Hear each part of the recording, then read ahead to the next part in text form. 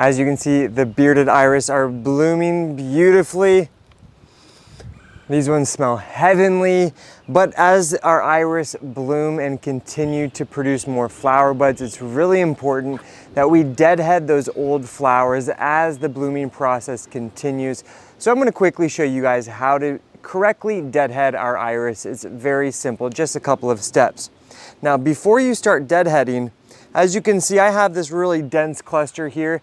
This is due for a division, which I will do, and I will be making a video all about that topic. But one thing I like to do before I deadhead on plants that I'm going to be dividing, I'll take a little thing like this.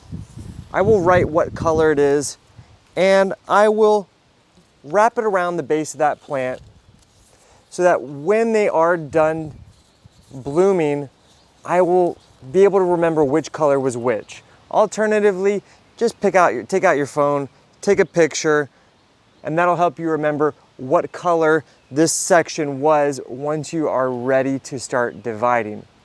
But with that in mind, let me show you guys how easy they are to deadhead. Now you want to have some clean, sharp, sterilized shears or clippers, just like this. And when you have little sections that have multiple buds, multiple blooms, one that's overspent and one that's still in bloom, just take your little clippers and you're just gonna clip them off just like that.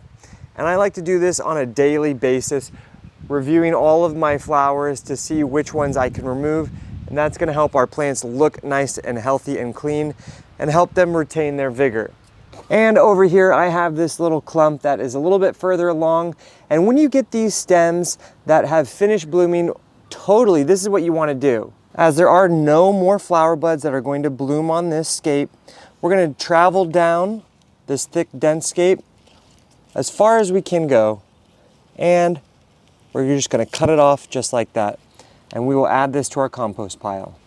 It's truly as easy as that to keep our iris looking good throughout their blooming cycle. And of course, as you can see, this clump is very thick and dense. So this is what I'm gonna be dividing. So stick around and we'll show you guys how to do this in a follow-up video.